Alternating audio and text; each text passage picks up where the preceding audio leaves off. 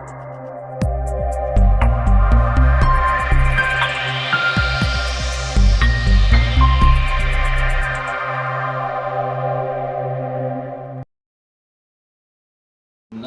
दोस्तों, स्वागत है आपका फिर से एक बार हमारे चैनल वर्ल्ड ऑफ हैप्पीनेस में। तो आज एक बहुत अच्छा टॉपिक हम फिर से लेकर आपके बीच में आए हैं। दोस्तों, एक YouTube पर चैनल है गुरु उपदेश के नाम से। ये जो चैनल है एक सरदार जी चलाते हैं और वो गुरबाणी की जितनी भी जो हमारे धन धन श्री गुरु ग्रंथ साहिब जी में जितनी भी बातें कही गई, लिखी गई, वह सभी बातों का पूरी तरह से अनुवाद और उसके बारे में संगत जी को अच्छी तरह से समझाने के लिए उन्होंने ये अपना चैनल बनाया और गुरबाणी के बारे में बहुत ही बारीक तथ्य उन्होंने अपने चैनल पर बताए। और मुझे बहुत अच्छा लगा कि कोई व्यक्ति है जो गुरबाणी की बातों को हिंदी में अपनी संगत को समझाने का प्रयत्न कर रहा है। ऐसे बहुत से चैनल चलते हैं यूट्यूब पर जो अपने शास्त्रों को, अपने धर्म की संगत को समझाने की कोशिश करते हैं। जो ज्ञानी जन हैं उनका कार्य यही होना चाहिए कि जिससे कि जीव मात्र का कल्याण हो और लोग, आने वाली न्यू जनरेशन जो इतनी टफ भाषा को नहीं समझ सकती, उनको अपनी सरल भाषा में अपने शास्त्र का मतलब बताएं।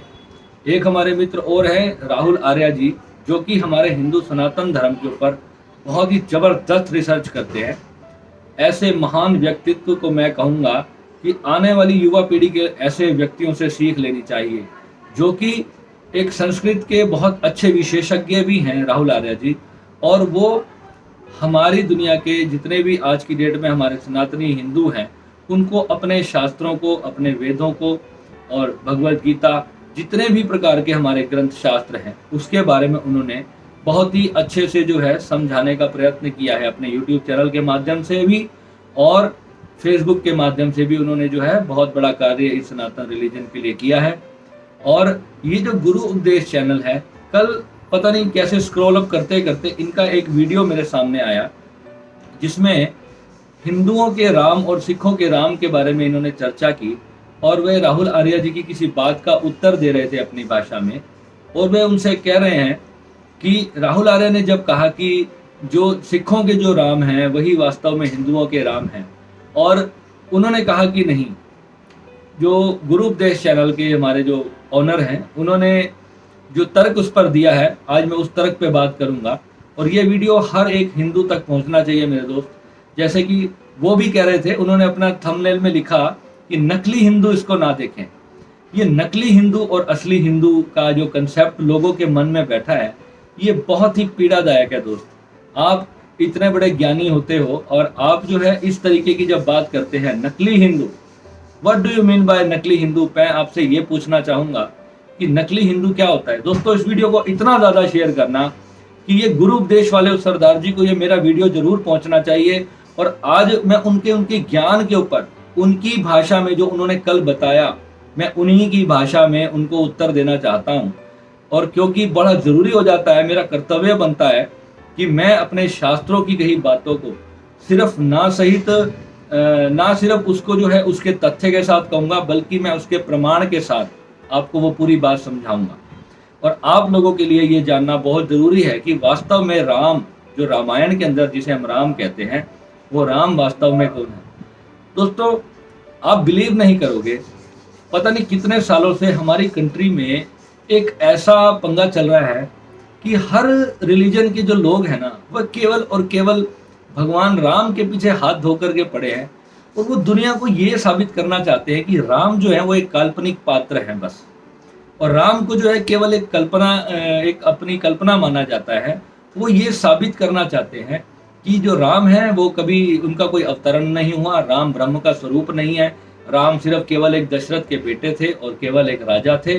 बस इतना ही हर रिलीजन के लोगों का जोर रहता है बताने के लिए। और जब वही रिलीजन का व्यक्ति, चाहे वो सरदार भी हो, चाहे किसी भी रिलीजन का हो, जब उसकी मृत्यु होती है तो वो कहते हैं राम नाम सत्य है। दोस्तों, ऐसे बहुत सारे हिंदू भी हैं जो कि भगवान राम के अस्तित्व को नकारने की हिमाकत करते हैं, और वो ये भी कहते हैं कि भगवान राम का जो है कोई अस्तित्व नहीं था, ये एक काल्पनिक पात्र है। और जब उनके ही घर में उनके माता पिता या किसी और बड़े बुजुर्ग की मृत्यु हो जाती है, तो अक्सर मैंने देखा है कि वही लोग जो है वो जब उनकी अर्थी जा रही होती है तो वो पीछे पीछे बोल रहे होते हैं, राम नाम सत्य है, राम नाम सत्य है। आपने कभी सोचा दोस्तों कि इतने लाखों सालों से जब भी किसी सनातनी की अर्थी जाती है तो राम नाम सत्य का उच्चारण की जो प्रथा शुरू हुई होगी, ये कब शुरू हुई होगी और क्यों शुरू हुई होगी? क्या इस प्रथा को शुरू करने वाले इतने बड़े बेवकूफ थे? वो शिव नाम भी बोल सकते थे, वो कृष्ण नाम भी बोल सकते थे, वो कोई दिगंबर जैन भी बोल सकते थे, वो बुद्ध भी बोल सकते थे, किसी और धर्म के किसी गॉड का नाम भी ले सकते थे। जो रिलीजन 1000-1500 साल पहले अस्तित्व में आते हैं और वो आज इतने डंके की चोट पर ये कह देते हैं कि जो लाखों सालों से जो रिलीजन ये जो धरती के लोग फॉलो करते आ रहे थे वो झूठा था, क्योंकि उनकी मान्यता उस आधार पे कहीं खरी नहीं बैठी। मैं दोस्तों आज आपको अपने सर्कल से एक बात बताऊंगा। हमारे मंदिर में, हमारा पानीपत में एक मंदिर है, यहाँ पे करीबन 2-3 हज़ार लोग जुड़े हुए हैं आपस में, और वो सभी जो है जितने भी हमारे धार्मिक कार्य होते हैं सभी उसके अंदर सेवा करते हैं। और हमारे मंदिर में जो है भगवान राम की भी मूर्ति है, हनुमान जी की भी है, पंचमुखी हनुमान जी की भी है, और दुर्गा माँ जी की है, संतोषी माता जी की है, और भी सभी देवी देवताओं की लगभग हमारे मंदिर में मूर्ति है। और आप ये समझ लें कि हमारे मंदिर में आपस में लोगों की एक गुटबाजी हो गई, जैसे कि सबने अलग अलग अपने गुट बना लिए। जैसे हमारे मंदिर में प्रधान के लिए इलेक्शन किए जाते हैं, तो इलेक्शन में अब कोई व्यक्ति चाहता है कि हमारा प्रधान ये हो, कोई चाहता है कि ये व्यक्ति हमारा प्रधान हो, तो ऐसे गुट बन गए। गुट बनते बनते मैंने क्या देखा, थोड़े थोड़े समय के बाद सबके भगवान भी चेंज हो गए, उनके इष्ट भी चेंज हो गए। कोई व्यक्ति पहले राम भगवान को मानता था, आज वो कृष्ण को मानता है। वो वृंदावन गया, वहाँ की भगवान कृष्ण की लोगों की भक्ति से वो इंस्पायर होकर आ गया, और इंस्पायर होकर आया तो वो कृष्ण का भक्त हो गया।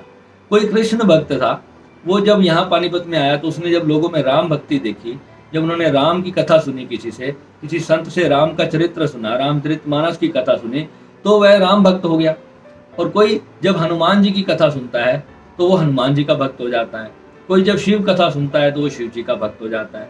अब ऐसे ही किसी ने ध्यान करना शुरू किया तो उसने सबसे पहले महात्मा बुद्ध के बारे में पढ़ना शुरू किया, तो वो बुद्ध से इंस्पायर हो गया, तो उसका भक्त हो गया। ऐसे ही करते करते हर समय थोड़े थोड़े टाइम गैप के बाद आप लोग अपने इष्ट देव बदलते रहते हो, और ये लाखों सालों से चला आ रहा है। परंतु जो परमात्मा है, जो अविनाशी परब्रह्म है, वह एक ही है। हर शास्त्र में, हर ग्रंथ में उस ईश्वर के बारे में जो उसकी परिभाषा कही गई है वह केवल एक ही कही गई है। अभी जो गुरु उपदेश चैनल वाले की मैं बात कर रहा हूँ, उन्होंने जपजी साहिब की जो पहली लाइन आती है, एक ओंकार सतनाम कर्ता पुरख निर्भव निर्वैर अकाल मूरत अजूनी सैभंग गुर प्रसाद जप आद सच जुगाद सच है भी सच नानक होसी भी सच। इसके बारे में जो उन्होंने हिंदी व्याख्या की है वो बिल्कुल सही और सटीक व्याख्या की है। उन्होंने एक्सेप्ट किया है कि एक ओंकार सतनाम ही परमात्मा है। अब ये सिख रिलीजन इस बात को पूरी तरह से मानता है कि एक ओंकार सतनाम ही परमात्मा है। अब उन्होंने कहा कि जो उनका जो परमात्मा है वो अजूनी सैभंग है, यानी कि वो किसी जून में नहीं आता, वो किसी शरीर में नहीं आता, वो अकाल पुरख है, उसकी कभी मृत्यु नहीं होती है। 1001% ये बात सत्य है। अब उन्होंने कहा कि राम भगवान को जन्म हुआ, राम भगवान की तो मृत्यु हुई थी, तो वो परमात्मा ब्रह्म कैसे हो सकते हैं? तो अब मैं उनको बताना चाहता हूं मेरे भाई, आपने रामायण नहीं पढ़ी है। अगर आपने रामायण को अच्छे से समझा होता, रामायण की एक एक बात को आपने जाना होता, तो आप ये मूर्खता भरी बात अपने इतने बड़े चैनल पे ना करते। तो दोस्त, आपको उत्तर मिलना बहुत जरूरी है। पहली बात, रामायण में जब प्रभु श्री राम जी का जन्म होता है तो एक स्तुति करी जाती है, भय प्रकट कृपाला दीन दयाला कौशल्या हितकारी।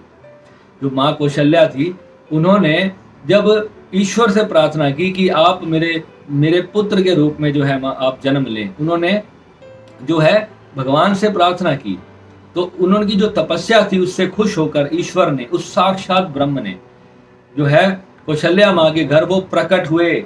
उनका जन्म नहीं हुआ, वो माँ के गर्भ में नहीं आए। और जो भी ये कहता है रामायण पढ़ ले, रामायण में स्पष्ट लिखा हुआ है भय प्रकट कृपाला दीन दयाला, कौशल्या हितकारी, उनके हित करने के लिए, उनकी इच्छा पूर्ति करने के लिए परमात्मा ब्रह्म वहां पर प्रकट हुए। अब सुनी बचन सुजाना, माँ ने जब कहा कि आप इतने बड़े रूप में आ गए हैं, मैं तो आपको अपने बच्चे के रूप में पाना चाहती हूँ। तो भगवान ने जब उनका वचन सुना तो उन्होंने तुरंत एक शिशु रूप ले लिया। शिशु रूप लेकर के उन्होंने बाल लीला की।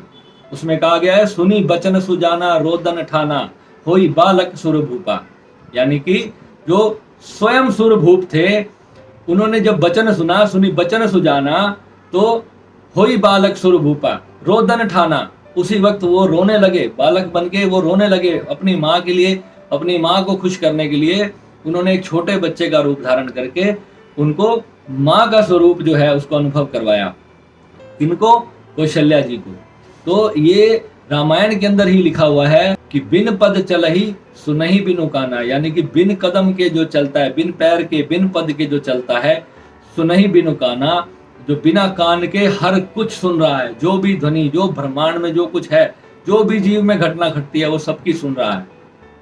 और कर बिन कर्म कर ही विदुनाना, यानी कि एक भी कर्म किए बिना वो सब कुछ कर रहा है, ये पूरी सृष्टि को वो चला रहा है। वह अविनाशी ब्रह्म श्री राम है, सच्चिदानंद प्रभु श्री राम का नाम, राम से बड़ा राम का नाम। और जिनको इस बात का अभी तक बोध नहीं है कि उनके गुरुओं ने किस भगवान के लिए, किस धर्म के लिए अपने आप को शहीद किया है, अपने पूरे सर्वस्व का बलिदान दिया है, जब वो लोग ऐसी मूर्खता भरी बात करते हैं तो फिर सनातनियों को भी आगे आना पड़ता है।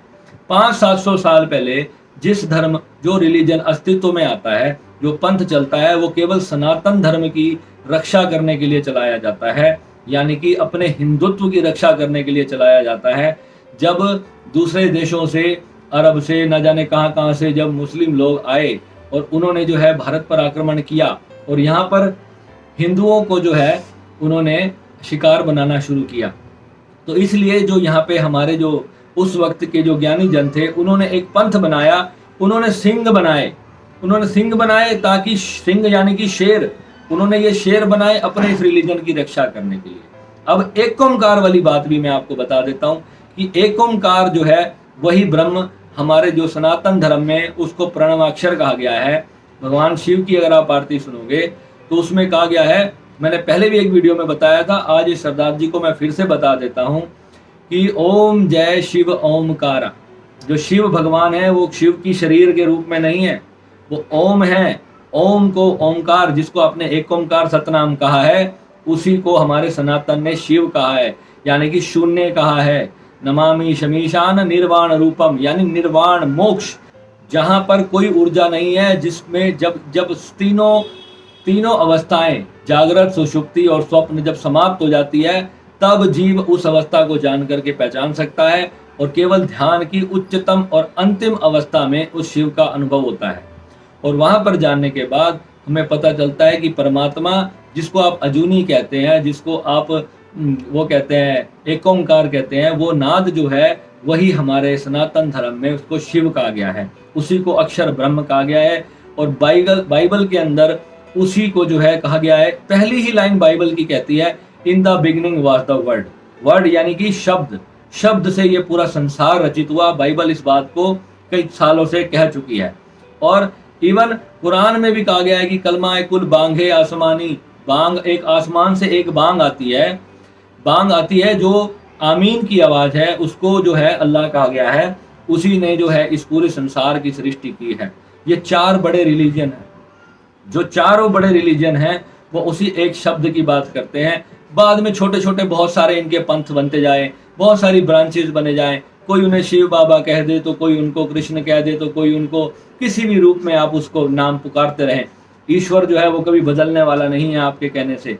ईश्वर एक है और वही राम है और वही शिव है, वही वाहिगुरु है, वही गॉड है, वही जीसस है और वही अल्लाह है।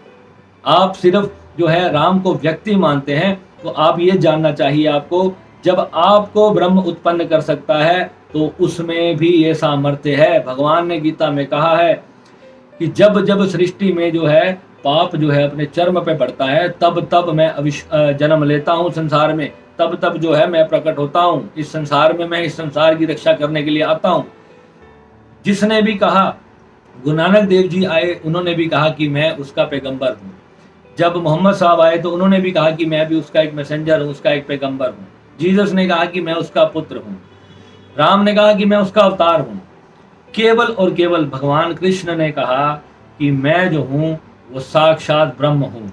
मैं जो हूँ इस पूरी सृष्टि का कर्ता धर्ता पालन करता संहार करता, सब कुछ मैं हूँ। महादेव भी मैं हूँ, ब्रह्मा भी मैं हूँ, विष्णु भी मैं हूँ, सब कुछ मैं हूँ। ये जल थल आकाश सब कुछ मैं हूँ।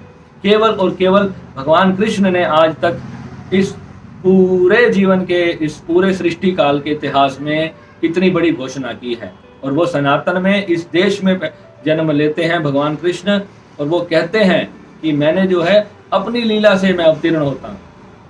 भगवान कृष्ण स्वयं कहते हैं कि मैं अपनी ही लीला से यहाँ पर जब चाहे मैं अवतार ले सकता हूँ और जब चाहे मैं वापस विलीन हो सकता हूँ।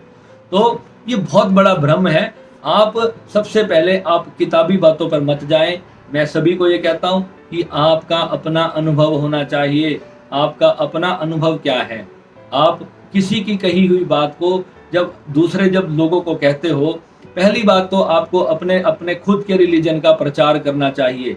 और नकली हिंदुओं को कहने से बजाय मैं कह देता हूँ कि नकली सिखों को भी मेरा ये वीडियो जो है जरूर सुनना चाहिए। नकली सिख कौन है? नकली सिख वो है जो अपने बाप को भूल करके दूसरों को अपना बाप बनाते हैं। तो उनको भी जानना चाहिए कि उनका असली ईश्वर कौन है। प्रमाण के साथ, तथ्यों के साथ जब तक आप अपने रिलीजन को नहीं जानोगे, जब तक बड़े सारे ज्ञानी लोग इस पर बैठ करके चर्चा नहीं करेंगे और इसको प्रमाण के साथ जब तक इसकी पुष्टि नहीं होगी, तब तक इस तरह की बातों का कोई हल नहीं निकलने वाला। और अगर ये सबकी अपनी व्यक्तिगत मान्यता है, पहली बात तो मैं ये चाहता हूँ कि मेरे किसी भी कथन से किसी की धार्मिक भावनाओं को बिल्कुल भी ठेक ना पहुँचे। फिर भी मैं ये कहता हूँ कि मेरे दोस्त, आप जिस भी रिलीजन को मानते हो, आप चाहे इस्लाम को माने, आप चाहे सिखिज्म को माने, आप किसी को भी माने। मैं खुद एक गुरसिख हूँ और मैं अपनी गुरबाणी को फॉलो करता हूँ। और मेरे गुरु नानक देव जी ने जो मुझे सिखाया है, जो बाणी ने मुझे कहा है, और उसी से चलते चलते मैं उस रास्ते के अंत तक पहुँचा हूँ। और उन्हीं के बताए हुए और उन्हीं की कृपा से जो कुछ भी आज मैं कह पाता हूँ, किसी अनुभव के आधार पे जो मैं बोल पाता हूँ, तो केवल और केवल गुरु नानक देव जी की कृपा से ही मैं आपको ये बात कह पाता हूँ।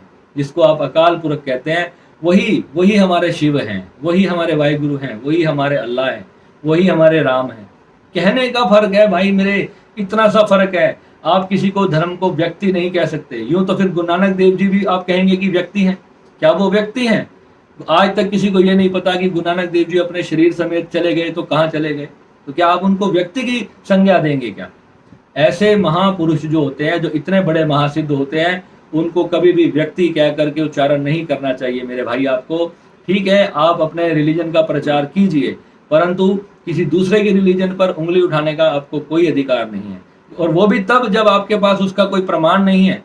आपने रामायण का इतना सा पार्ट नहीं पढ़ा कि भय प्रकट कृपाला दीन दयाला कौशल्या हितकारी, कि राम जी प्रकट हुए, आपने इतना ही नहीं जाना और आपने उनको कह दिया कि वो गर्भ में आए, उनकी मृत्यु हुई।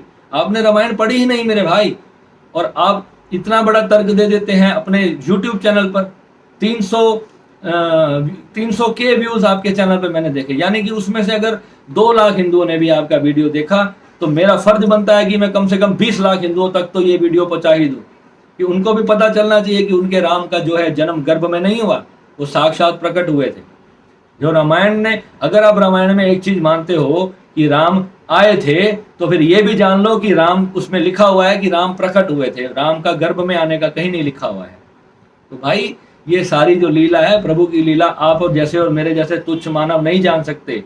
वो ईश्वर है, इस करोड़ों अरबों न जाने कितने ग्रह नक्षत्रों से जो बना इतना विराट परमात्मा, हम और आपकी इतनी औकात नहीं कि हम उसको जान सके। हम केवल उसकी भक्ति कर सकते हैं, उसका नाम स्मरण करके उसमें सदा सदा के लिए लीन हो सकते हैं।